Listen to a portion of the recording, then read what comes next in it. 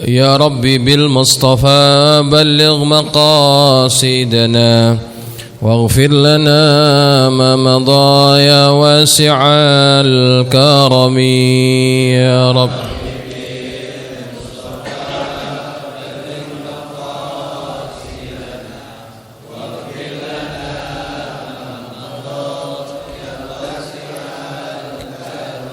يا رب هيئ لنا من أمرنا رشدا واجعل معونتك الحسنى لنا مددا.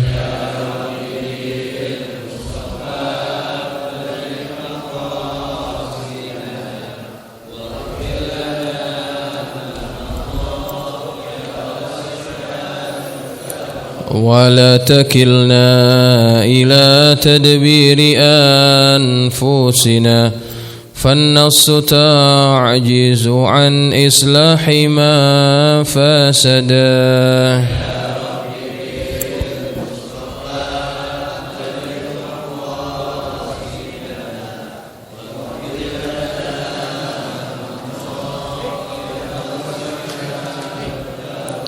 أنت الكريم وقد جهزت يا آملي إلى أيادك وجها سائلا ويدا.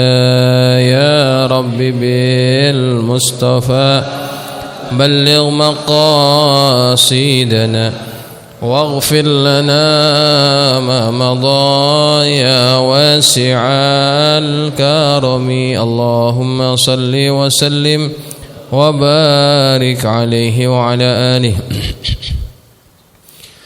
الفاتحة إلى حضرة النبي المصطفى محمد صلى الله عليه وآله وصحبه وسلم.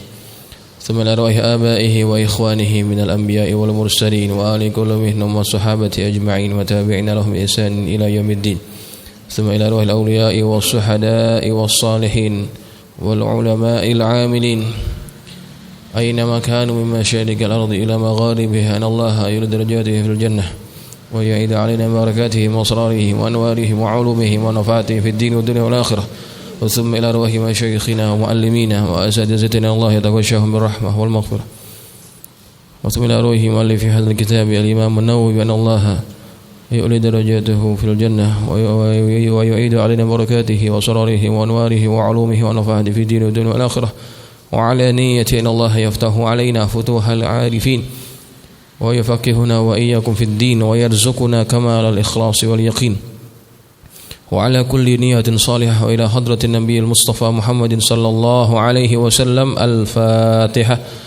أعوذ بالله من الشيطان الرجيم. بسم الله الرحمن الرحيم.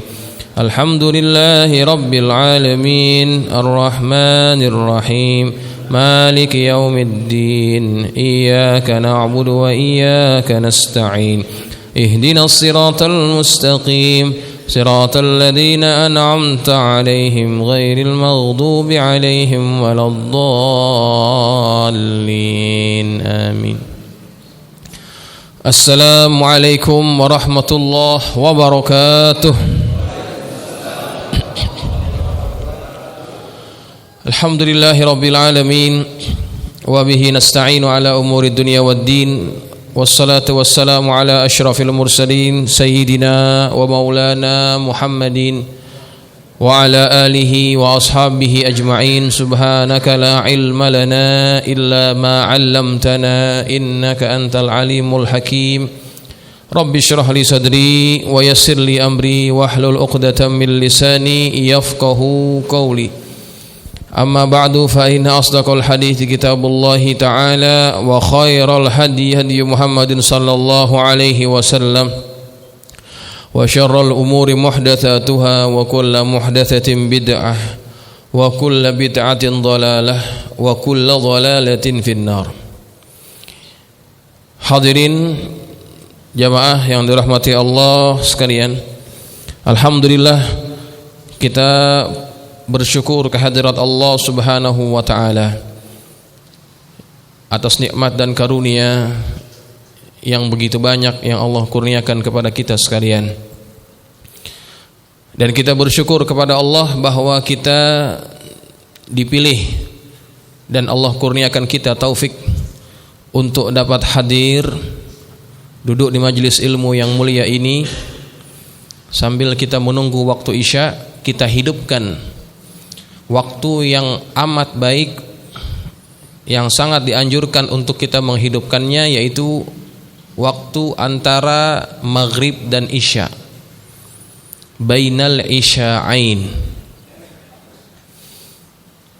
yang mana kelebihan menghidupkan malam, terutamanya antara dua waktu ini, itu banyak hadis yang menyebutkannya. Di dalam kitab Risalatul Mu'awanah, di situ ada satu dialog. Seorang yang bertanya kepada gurunya, mana yang lebih afdal? Aku berbuka puasa, yang tentunya kalau buka makan dan sebagainya itu dilakukan pada waktu maghrib, ya, setelah maghrib, antara maghrib dan Isya kita makan dan sebagainya. Dia bertanya, mana yang lebih afdal, aku buka puasa atau aku hidupkan waktu antara maghrib dengan Isya? Kata gurunya, gabungkan dua-duanya, buka puasa juga, kemudian hidupkan malam dengan ibadah. Pada waktu antara dua waktu itu digabungkan sekali. Kata muridnya ini, saya tidak mampu melakukan dua-duanya. Maka kemudian kata gurunya, maka pilihlah menghidupkan malam, yaitu khususnya antara maghrib dengan Isya dengan ibadah. Itu lebih baik daripada engkau buka puasa, artinya makan pada waktu maghrib dan Isya, ya. Nah, itu satu riwayat yang menunjukkan bahwa waktu antara maghrib dan Isya adalah waktu yang sangat-sangat baik, yang sangat dicintai oleh Allah Subhanahu wa taala. Bainal isya'ain. Maka kita beruntung, kita hidupkan malam antara waktu maghrib dan Isya ini dengan duduk di majelis ilmu, ya. Ini pahalanya juga besar. Duduk di majelis ilmu sa'atan lebih baik daripada salat 1000 rakaat, ya. Maka mudah-mudahan banyak ganjaran yang kita dapat dengan lantaran kita duduk di majelis ilmu, ya. Kita keluar dapat ilmu yang manfaat, Allah gugurkan dosa-dosa kita, kemudian Allah angkat darajat kita. Amin, Allahumma amin. Baik jamaah sekalian yang dirahmati Allah, kita akan meneruskan pengajian kitab hadis Arba'in An-Nawawiyah. Kita masih membahas hadis yang ke-38. Hadis ini belum habis kita bahas, baru sebahagian kita baca dan kita bahas. Bismillahirrahmanirrahim. Qala Syekhul Musannif rahimahullahu taala wa ghafara lahu wa liwalidayhi wa limasyayikhihi wa nafa'ana bi ulumihi fid dharain amin. An Abi Hurairah radhiyallahu anhu qala qala Rasulullah sallallahu alaihi wasallam innallaha ta'ala qala man 'adali waliyan faqad adzantuhu bil harbi wa ma taqarraba ilayya 'abdi bi syai'in ahabba ilayya mimma aftaradtuhu alaihi wa la yazalu 'abdi yataqarrabu ilayya bin nawafili hatta uhibbahu fa idza ahbabtuhu kuntu sam'ahu alladhi yasma'u bihi wa basarahu alladhi yubsiru bihi wa yadahu allati yubtishu biha wa rijlahu allati yamshi biha wa la in sa'alani la'utiyannahu wa la in ista'adzani la'u'idhannahu rawahul Bukhari. Dari Abu Hurairah radhiyallahu anhu, dia berkata Rasulullah sallallahu alaihi wasallam bersabda, Allah taala berfirman, barang siapa memusuhi waliku, maka aku mengumumkan perang terhadapnya. Tidaklah hambaku mendekatkan diri kepadaku dengan amalan yang lebih aku cintai daripada amalan yang aku wajibkan kepadanya. Ya, ini sudah kita bahas. Poin yang kita sudah bahas pada minggu yang lalu, jangan kita menyakiti walinya Allah. Siapa wali? Orang yang dekat dengan Allah, orang-orang mukmin yang taat kepada Allah Subhanahu wa taala. Insyaallah mereka itu wali. Orang-orang ini jangan kita ganggu, jangan kita kacau. Ya. Kalau kita mengganggu mereka, maka Allah yang akan turun tangan. Kemudian kata Allah lagi yang pada waktu minggu lalu kita sudah bahas, tidaklah hambaku mendekatkan diri kepadaku dengan amalan yang lebih aku cintai daripada amalan yang aku wajibkan kepadanya. Jadi kalau kita ingin dekat dengan Allah, tidak ada amalan yang paling Allah suka melainkan kita mengerjakan apa yang Allah wajibkan kepada kita. Ya, itu sudah kita bahas. Yang diperintahkan kita kerjakan, yang dilarang kita tinggal. Itu wajib kalau kita mau dekat dengan Allah. Kalau cuma perintah kita laksanakan, larangan kita langgar, kita tidak akan pernah dekat dengan Allah Subhanahu wa taala. Dua-duanya mesti seimbang. Dan jamaah sekalian, kita harus yakin bahwa setiap perintah itu pasti ada manfaat dan setiap larangan pasti ada mudarat. Baik kita tahu ataupun tidak, ya, yakinlah saja bahwa setiap perintah itu pasti ada manfaat untuk kita, setiap larangan pasti ada mudarat untuk kita. Kenapa? Karena Allah itu tidak pernah butuh dengan ketaatan kita. Kita taat atau tidak, Allah tidak butuh kepada itu semuanya. Maka setiap apa yang Allah perintahkan, manfaatnya akan kembali kepada kita. Lain dengan bos dengan majikan, ya. Kalau kita punya bos perintahkan kita satu perintah, pasti dari perintah itu ada keuntungan yang ingin dia dapat. Kita punya anak buah nih, kita suruh buat apa contohnya? Pasti atas perintah itu ada manfaat yang ingin kita raih. Itu kalau perintah manusia. Tapi kalau perintah Allah, tidak ada manfaat yang Allah ambil daripada ketaatan kita, melainkan manfaat itu akan kembali kepada orang yang melaksanakan perintah itu. Ya.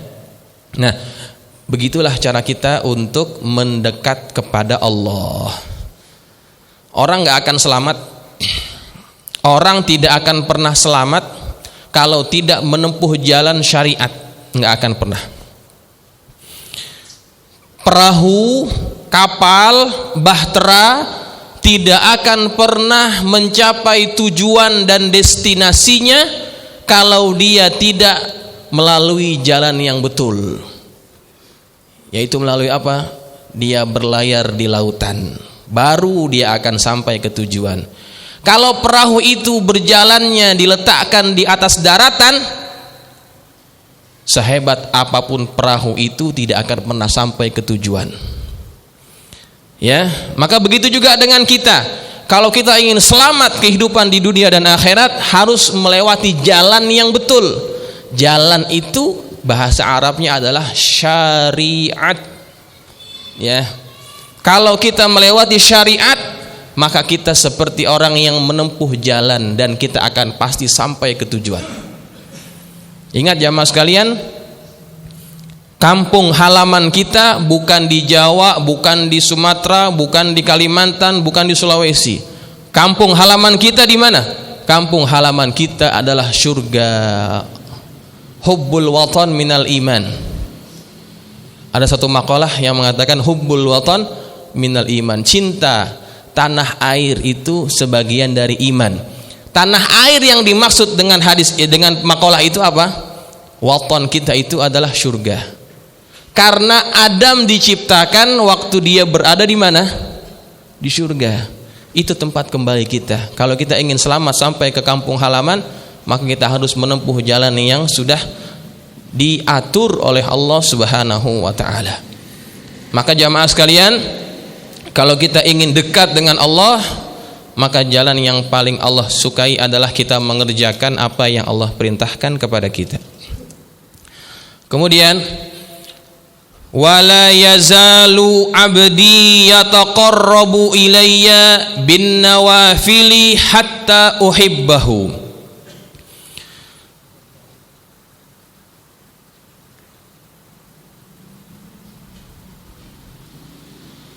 Tidaklah hambaku mendekatkan diri kepadaku, maaf ini sudah, dan hambaku senantiasa mendekatkan diri kepadaku dengan mengerjakan amalan-amalan sunnah sehingga aku mencintainya.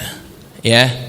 Nah, pada bagian ini Allah menyebutkan dalam hadis qudsi ini, seorang hamba yang mendekat terus kepadaku dengan amalan-amalan sunnah, bin nawafil, dengan amalan-amalan sunnah, hatta uhibbahu. Kalau orang terus-terusan mengerjakan amalan sunnah, orang itu akan mendapatkan cinta Allah. Jadi kalau ingin dekat dengan Allah, amal apa yang kita mesti kerjakan? Kalau mau dekat saja dekat. Dekat amal yang wajib. Kalau sudah dekat dapat cinta belum? Orang yang dekat belum tentu dicintai. Ya. Hadis ini menjelaskan kepada kita prosesnya. Kalau orang ingin dapat cinta, dekat dulu, ya kan? Kalau sudah dekat, terus kita mendekatinya bin nawafil, dengan mengerjakan amalan-amalan sunnah, hatta uhibbahu, sampai aku mencintainya. Jadi orang kalau mau dapat cinta, pertama dekat dulu. Dekat tadi saya sudah bahas, harus melalui amalan fardu. Kalau sudah amal fardu kita kerjakan, kita tambahkan dengan nawafil, amalan-amalan sunnah, terus kita konsisten. Karena Allah mengatakan begitu, wala yazalu abdi, hambaku senantiasa mengerjakan amalan-amalan yang dapat mendekatkanku itu dengan amalan sunnah. Dikerjakan terus, nanti lama-lama Allah akan memberikan cintanya, hatta uhibbahu. Ya, begitu. Amalan sunnah yang mesti kita lakukan, yang secara prioritas harus kita utamakan, amalan sunnah yang mana? Ya, amalan sunnah yang mana? Banyak ya. Amalan sunnah itu banyak. Yang paling utama di antara amalan sunnah itu adalah dengan kita membaca Al-Quran. Wa min a'zami ma yataqarrabu bihil abdu ilallahi ta'ala minan nawafili kathratu tilawatil Qur'ani wa sima'ihi bitafakkurin wa tadabburin wa tafahumin. Itu kata pengarang pensyarah hadis ini. Di antara perkara yang paling dahsyat, yang paling agung, yang bisa mendekatkan orang kepada Allah dari amalan-amalan sunnah adalah dengan memperbanyakkan tilawah Al-Quran. Memperbanyakkan tilawah Al-Quran, wasima'ihi, dan mendengarkan Quran, bitafakkurin, dengan berfikir dari apa yang dia dengar itu, watadabburin, dan mentadaburinya, watafahumin, dan memahaminya. Itu amalan yang paling afdal di antara amalan sunnah. Kenapa ini jadi amalan paling afdal di antara amalan sunnah? Karena ketika orang membaca Quran, dia sedang membaca firman-firman Allah, kalimat-kalimat Allah. Maka orang yang membaca kalimat Allah, suka kepada membaca kalam Allah, maka orang tersebut dianggap orang yang betul-betul cinta kepada Allah Subhanahu wa ta'ala. Orang kalau cinta kepada sesuatu, dia akan suka baca. Ini kan semua pernah muda. Ya, pernah muda kan? Apa langsung tua? Lahir-lahir langsung tua? Muda dulu ya. Kita dulu pernah muda. Kita dulu zaman dulu belum ada handphone, belum ada apa. Kita dengan kekasih kita dulu, kita kirim-kiriman apa? Kirim-kiriman surat. Surat yang kita kirim ke dia, dia balas ke kita. Surat yang dia kasih itu kita apain? Wah, kita jaga betul-betul. Kita baca. Dengan apa? Dengan hati dan perasaan kita. Kita baca. Habis kita baca kita senyum-senyum gitu ya. Kita baca senyum-senyum. Habis dibaca kita tutup. Kemudian kalau lagi iseng-iseng kita buka lagi. Isinya padahal di dia juga. Isinya sama. Kita baca, kita demen, kita baca lagi. Kita taruh lagi. Ntar kalau lagi kangen kita buka lagi, kita baca lagi. Padahal isinya sama itu juga. Tapi karena ada cinta, kita suka membacanya itu. Zaman berganti, nggak pakai surat, pakai apa? Pakai SMS. SMS pun gitu juga. SMS yang dari kekasih kita itu kita nggak hapus-hapusin. Kita simpen. Ngapain? Nanti kadang-kadang kalau lagi iseng kita bacain lagi. Betul nggak? Orang kalau cinta begitu kelakuannya. Maka orang yang cinta kepada Allah, amalan yang paling betul-betul bisa mendekatkan dia kepada cinta Allah adalah membaca kalamnya, membaca firmannya. Itu apa yang disebut a'zam min a'zami ma yataqarrabu bihi al-'abdu ila Allah taala minan nawafil. Perkara yang paling agung yang bisa mendekatkan orang kepada Allah daripada amalan-amalan sunnah. Baca Quran. Ya, baca Quran. Dan baca Quran ini, Masya Allah, kalau kita lagi banyak masalah, baca Quran, hati kita jadi lapang, hati kita jadi tenang. Rumah yang dibacakan Quran, rumah itu akan senantiasa disinari oleh cahaya Allah Subhanahu wa taala. Ya. Maka tanamkan cinta kepada Quran kepada anak-anak kita. Jangan biarkan mereka tumbuh menjadi anak yang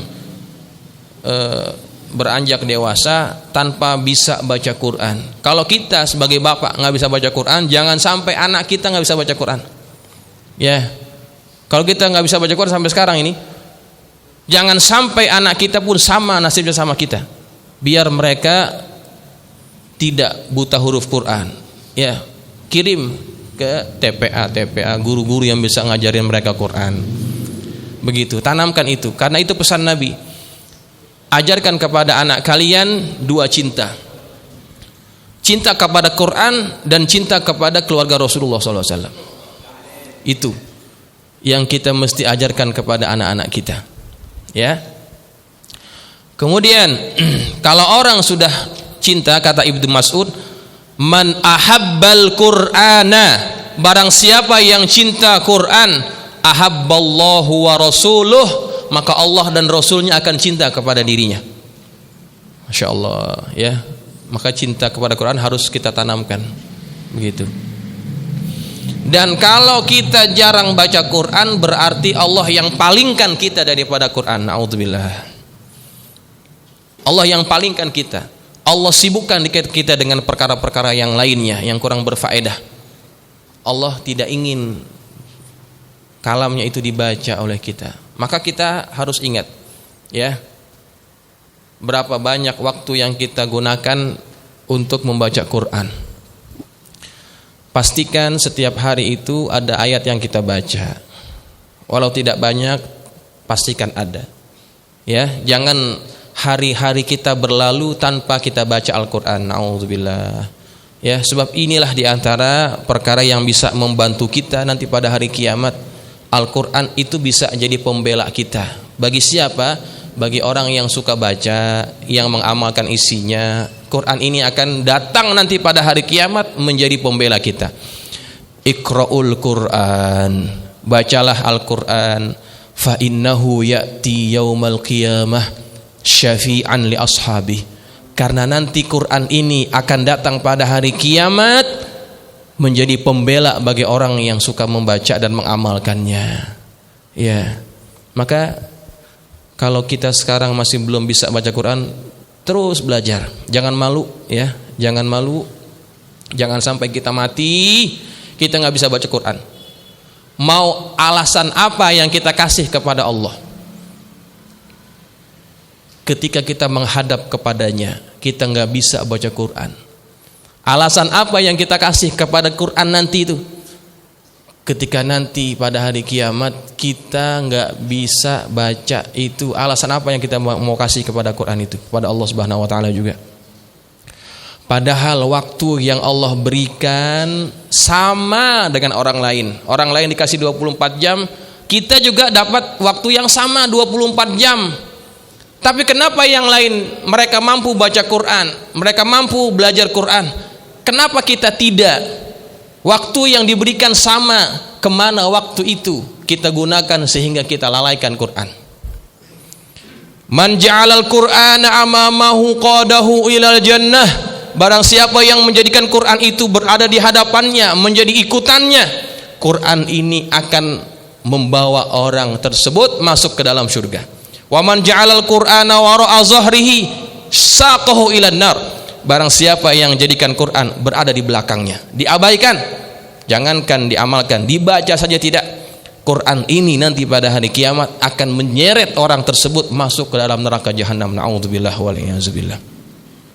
Maka jamaah sekalian ingatlah ya, ini kita sudah berada di akhir 2021.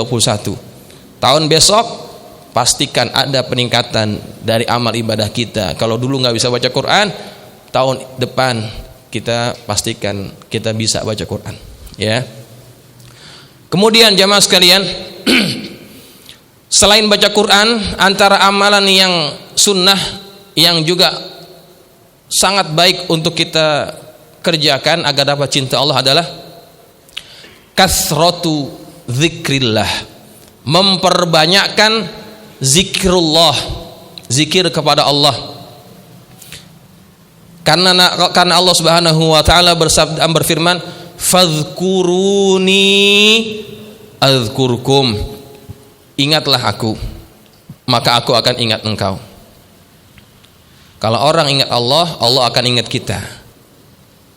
Kata Allah dalam hadis qudsi, ana inda zanni abdi bi. Saya bersama persangkaan hambaku. Wa ana ma'ahu hina yadhkuruni.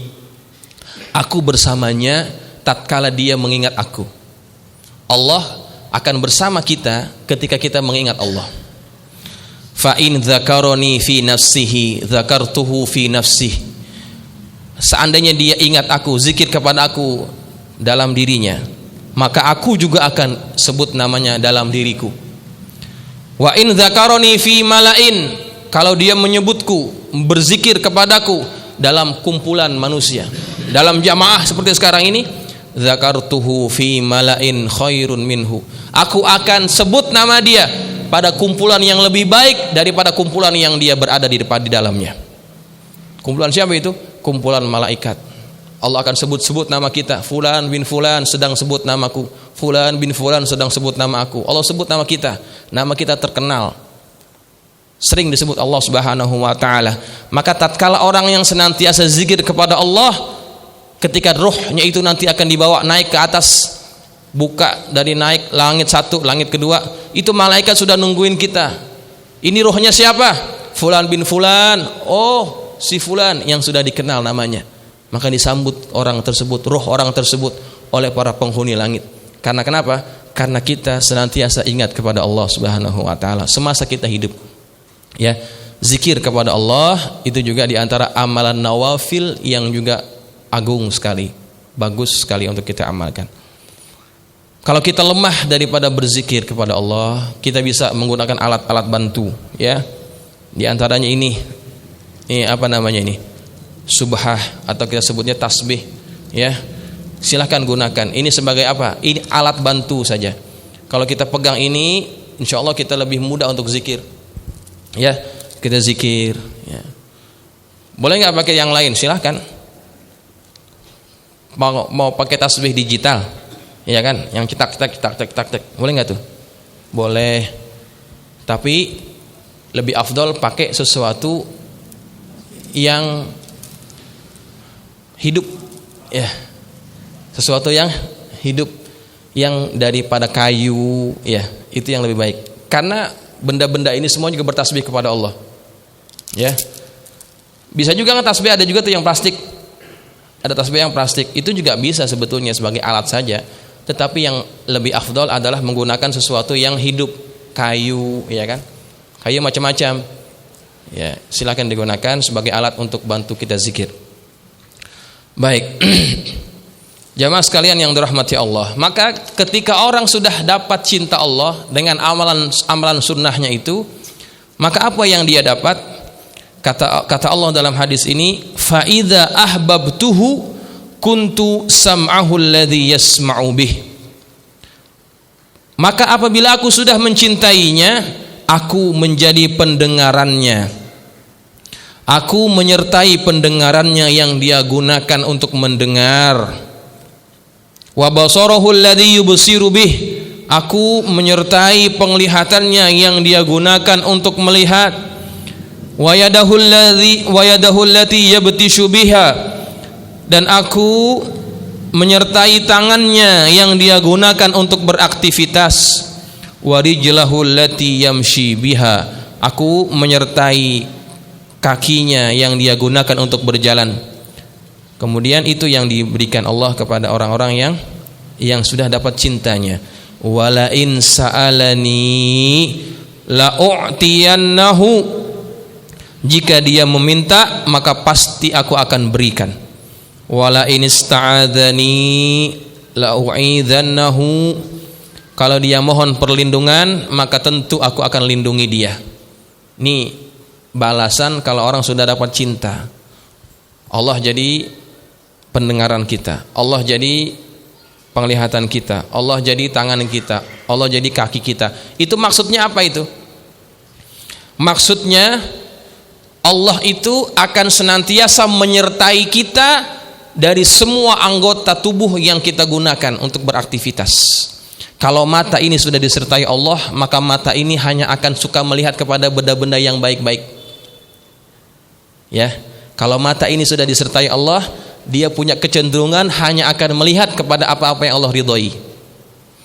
Kalau kita masih suka melihat kepada perkara yang dilarang oleh Allah, berarti kita belum dapat cinta. Kalau orang yang sudah dapat cinta, dia nggak demen lihat yang lain. Yang dia suka adalah sesuatu yang diridhoi oleh Allah Subhanahu wa taala. Pendengarannya pun gitu juga. Dia suka dengar sesuatu yang dapat mendatangkan ridho Allah. Kalau yang dapat mendatangkan murka Allah, dia nggak suka. Begitu. Nah, itu kita bisa ukur sejauh mana di kita. Kalau masih suka lihat maksiat, mata kita, pendengaran kita, yang lain-lain semuanya itu, berarti kita belum dicintai Allah, belum dapat cinta Allah. Perlu mujahadah yang lebih kuat lagi agar dapat cinta itu. Dan kalau orang sudah dapat cinta Allah, kalau dia minta saja, Allah kabulkan itu. Allah akan jadikan dia sebagai mujabud da'wah, orang yang doanya dikabulkan oleh Allah. Angkat tangan saja Allah kabul, angkat tangan saja Allah kabul. Begitu. Nah, ini ya, orang-orang yang dicintai Allah, begitu Allah akan berikan kepada mereka. Sebagai apa itu? Sebagai bentuk penghormatan Allah, pemuliaan Allah kepada orang tersebut. Allah akan cinta, Rasulullah akan cinta. Tentunya itu harus dibuktikan dengan apa? Dengan kita senantiasa taat kepada Allah dan Rasulnya.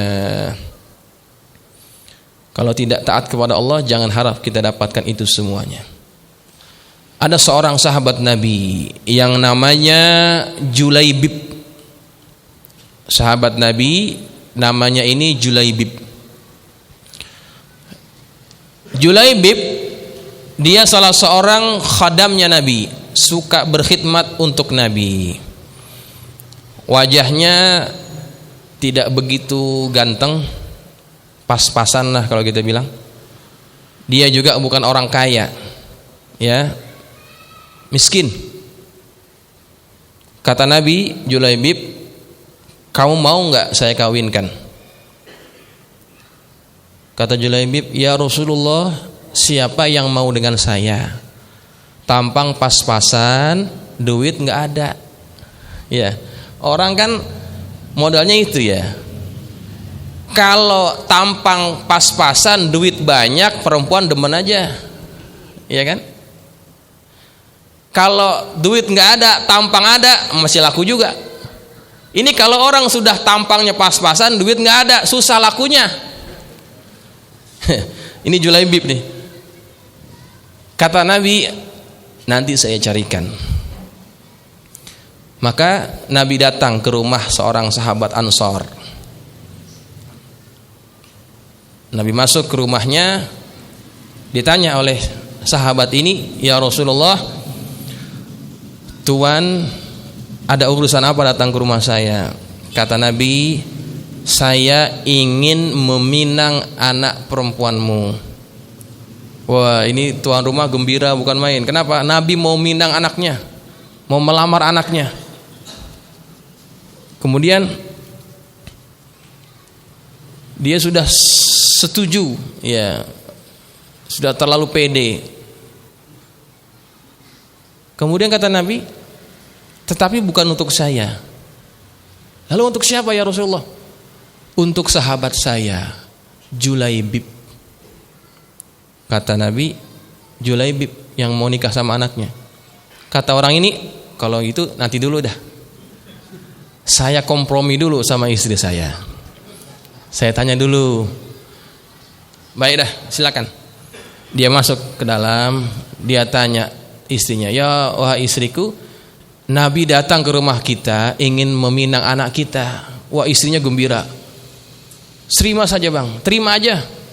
Tapi bukan untuk Nabi. Jadi buat siapa? Buat Julaibib. Lah, kalau untuk Julaibib jangan. Nggak usah kalau mau Julaibib. Nah, ketika dua orang ini sedang berdiskusi, lagi ngobrol, anaknya dengar yang perempuan ini. Kata anaknya, wahai ayah, wahai ibu, saya terima pinangan Rasulullah untuk Julaibib. Itu kata anaknya. Ibunya kaget, bapaknya kaget. Kenapa? Lah, dianya nolak, ini dua orang. Anaknya mau, wahai ayah, wahai ibu, kata dia. Tidakkah kalian berdua membaca ayat Quran? Maka nali mu'minin wala mu'minatin idza qadallahu wa rasuluhu amran ay yakuna lahumul khiyaratu min amrihim. Tidak layak bagi seorang mukmin laki dan perempuan apabila Allah dan Rasulnya sudah menentukan sesuatu perkara, kemudian mereka masih memilih pilihan yang lain. Gak boleh. Kalau itu sudah jadi pilihan Nabi, saya akan ikuti dan patuh.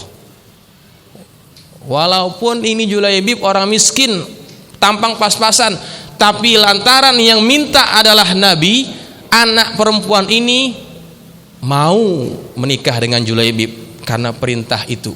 Taat kepada Nabi SAW. Tuh, coba. Maka ketika mereka berdua menikah,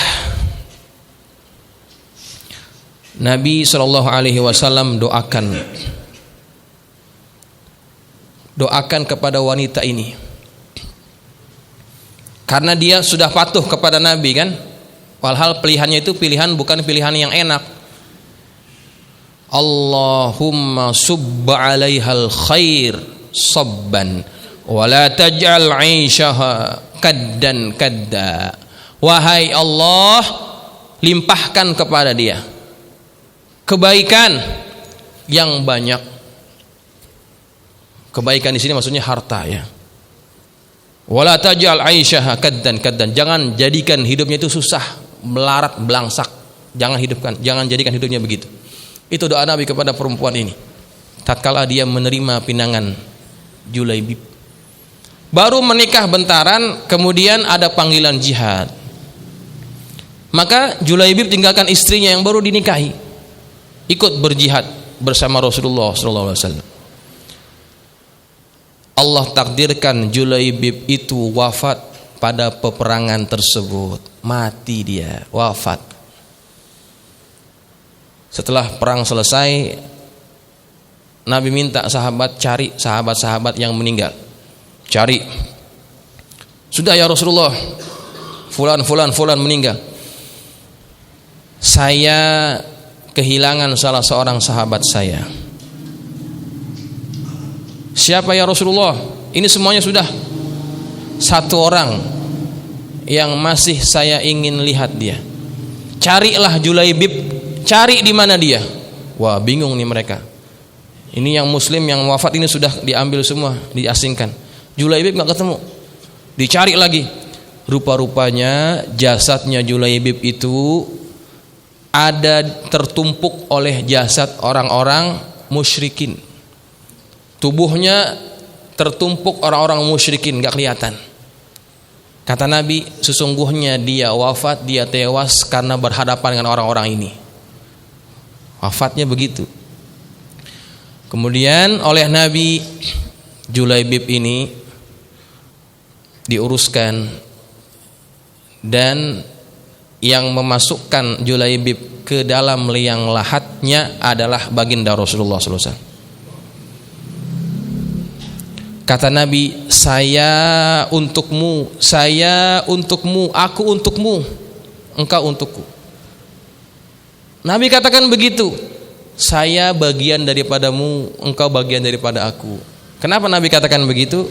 Karena Nabi cinta kepada Julaibib, Julaibib pun cinta kepada Rasulullah SAW. Nah, setelah wafat Julaibib, istrinya jadi apa? Istrinya jadi janda. Istrinya jadi janda. Apa yang terjadi setelah itu? Istrinya menjadi orang yang kaya raya. Karena Nabi doakan dia, Allahumma subba alaihal khair subba. Ya Allah, limpahkan kepada dia dengan kebaikan yang banyak. Dia jadi perempuan yang termasuk orang yang kaya di Madinah. Kenapa? Karena orang ini mendahulukan Allah dan Rasulnya daripada keinginan pribadinya. Maka kalau itu sudah menjadi perintah Allah, laksanakan. Kalau sudah menjadi larangan untuk kita, jangan kita langgar kalau mau dapat cinta Allah. Gitu. Kalau Allah sudah cinta, apa saja yang kita mau Allah akan kasih. Karena itu janji Allah dalam hadis qudsi ini. Wala in sa'alani la'utiyannahu.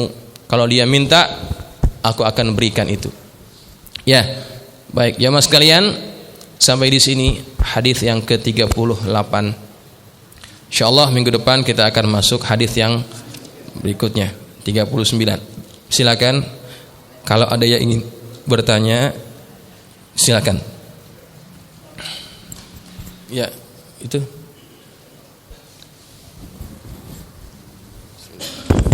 Assalamualaikum warahmatullahi wabarakatuh.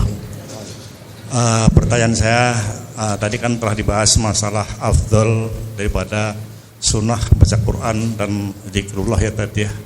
Yang perlu saya tanyakan, afdolan doa munajat Allah itu apa ya tadi ya, supaya bermanfaat pada jamaah nih ya. Sekarang ini kan afdolnya zikir sudah, kemudian afdolnya baca Quran, sekarang afdolnya doa tadi, supaya kita sama-sama dapat ijazah dari Ustadz untuk doa yang afdol untuk jamaah. Terima kasih Ustadz. Wabillahi taufiq wal hidayah. Wassalamualaikum warahmatullahi wabarakatuh. Doa yang paling afdol itu doa apa? Gitu ya. Doa yang paling afdol, yang pertama, doa yang Allah sebutkan di dalam Al-Quran. Itu doa yang paling afdol. Apa saja doa yang Allah sebutkan dalam Quran, yang itu daripada doa para nabi ya, biasanya kebanyakannya, maka baca doa itu, maka itu menjadi doa yang paling afdol ya. Karena tidak sembarangan Allah memilih doa-doa itu menjadi salah satu bagian daripada firman-Nya.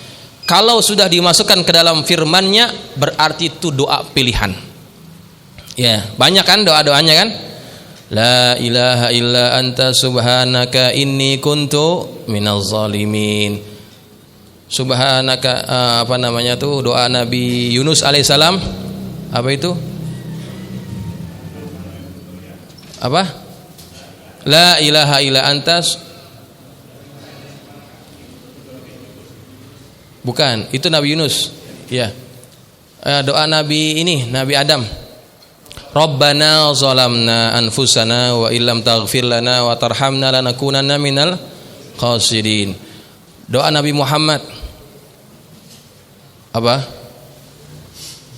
Doa Nabi Muhammad, Rabbana atina fid dunya hasanah wa fil akhirati hasanah wa qina adzabannar.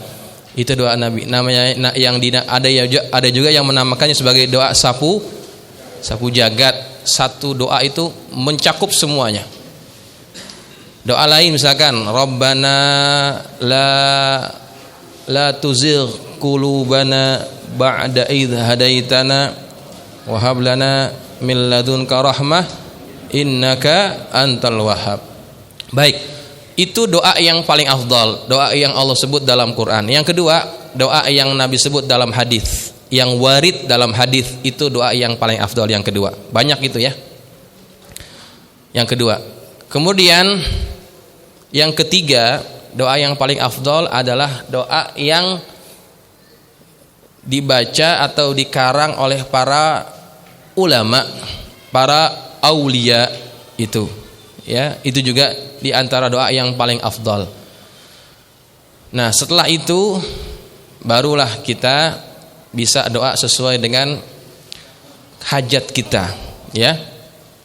Kalau seandainya kita punya hajat, ada yang sama dengan doa yang Allah sebut dalam Quran, pakai doa itu. Kalau kita punya hajat, ada yang sama dengan doa yang Nabi bacakan, pakai doa Nabi. Kalau doa hajat kita ada sesuai dengan apa yang dikarang oleh para ulama, pakai doa ulama. Kalau nggak ada semuanya, baru pakai doa kita. Baik, itu urutannya. Nah, boleh tidak kita baca doa pakai bahasa Indonesia? Pertanyaannya, boleh tidak kita baca doa pakai bahasa Indonesia? Boleh, ya. Kita boleh baca pakai bahasa Indonesia doa itu. Walaupun yang paling afdal doa pakai bahasa Arab. Tetapi kalau kita pakai doa bahasa Arab, kita nggak faham apa yang kita baca, nanti kurang penghayatan.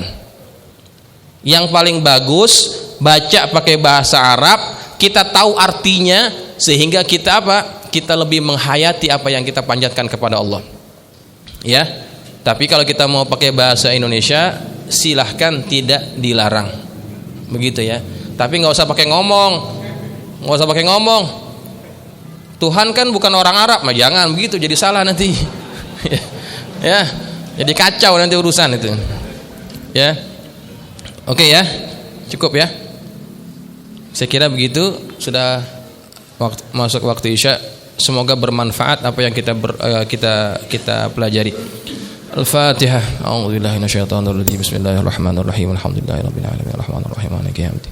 Iyyaka na'budu wa iyyaka nasta'in. Ihdinas siratal mustaqim. Siratal ladzina an'amta 'alaihim ghairil maghdubi 'alaihim waladdallin. Bismillahirrahmanirrahim. Alhamdulillahirabbil alamin. Wassalatu wassalamu ala asyrafil mursalin sayyidina maulana Muhammadin wa ala alihi wa ashabihi ajma'in. Allahumma anfa'na bima 'allamtana wa 'allimna ma yanfa'una. Allahumma zidna wa la tanqusna wa akrimna wa la tuhinna wa atina wa la tahrimna wa athirna wa la tu'thir 'alaina wa ardina warḍ 'anna. Allahumma inna nas'aluka bihaqi Fatimata wa abiha wa ba'liha wa baniha iftah 'alaina wa 'ala auladina wa talamizina futuhal 'arifin faqihna wa iyyakum fid din warzuqna kamal ikhlas wal yaqin. Allahumma warzuqna fahman nabiyyin wa hifzal mursalin wa ilhamal malaikatil muqarrabin bi rahmatika ya arhamar rahimin. Allahumma ij'alna minal ladzina yastami'una al-qawla fayattabi'una ahsana. Wa sallallahu ala sayyidina Muhammadin wa ala alihi wasallam. Alhamdulillahirabbil alamin. Subhanakallahumma wa bihamdika asyhadu an la ilaha illa anta astaghfiruka wa atubu ilaik. Assalamualaikum warahmatullahi wabarakatuh.